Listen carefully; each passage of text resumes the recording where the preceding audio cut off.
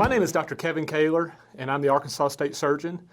Although that's what I do for the military, in civilian life, I'm a family physician in Pontotoc, Mississippi. I think we all need to get the vaccine now.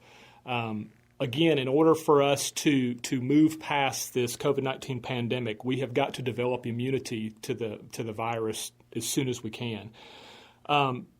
The study is correct in that a very small number of people are going to get sick enough to be in the hospital. But the problem is that 5% who do get sick enough to be in the hospital are overwhelming the hospital system. Our emergency rooms are full of patients who can't breathe, who are having chest pain, who have pneumonia. Our intensive care units have been full with patients who can't breathe, who have pneumonia, who require a ventilator. The problem is those patients don't tend to get well really quick, and so they stay in the hospital for a long time. They stay in the intensive care unit for a long time, and they remain on the ventilator for a long time. And so what that means for the rest of us who might have a car wreck or who might need heart surgery, those beds are taken up by those people who have COVID-19. That means you may not have a place near your home to go to in the event you get sick. And so for us to be able to utilize the hospital system and let the hospital system rest a little bit, vaccines are absolutely necessary for us to get to that point. Messenger RNA vaccines are not necessarily new. We have actually been doing research on coronavirus for quite some time. There was the MERS outbreak in, I think it was 2013, and then there was the SARS epidemic in 2003.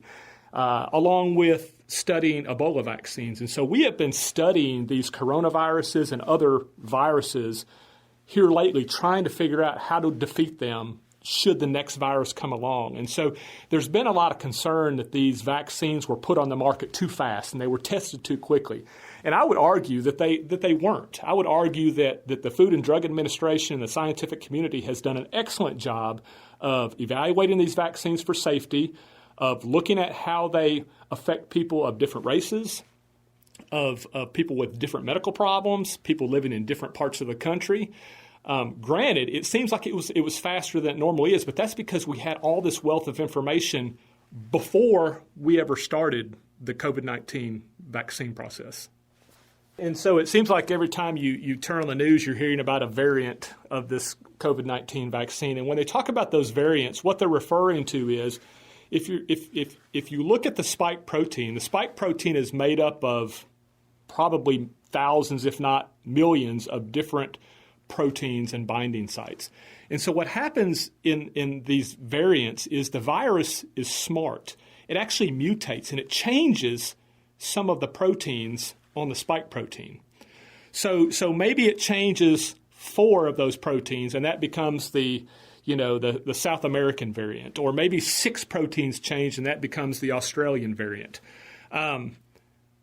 Luckily, our vaccines actually recognize all of the original spike proteins. So the vaccine can still recognize the other 96% and thereby protect us.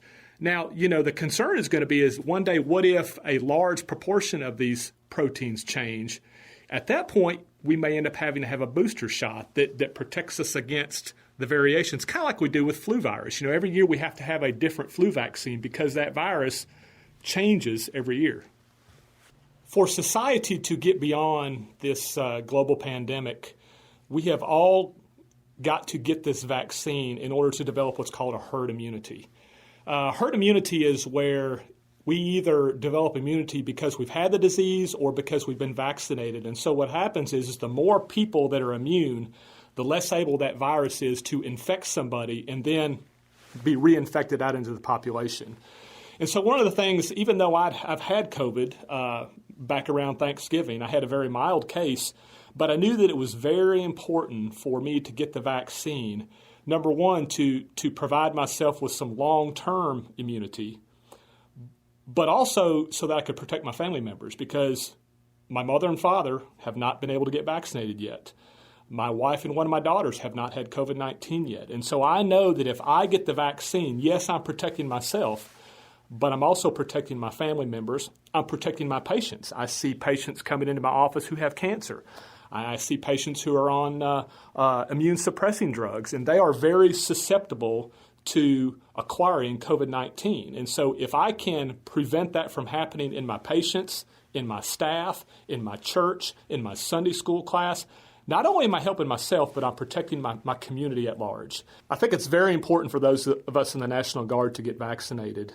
Again, not only are we protecting ourselves, but it's important that we protect our buddies to the left and right, and to protect their families so that we remain mission effective in the need of a call-up. You know, it's that time of the year where we may have to go out and rescue some people from the roadside during winter weather. It's coming up on tornado season. There would be nothing worse than not being able to do our duty and not being able to help out our neighbors because we couldn't, because we were either infected with COVID-19 or we were under a quarantine because of COVID-19.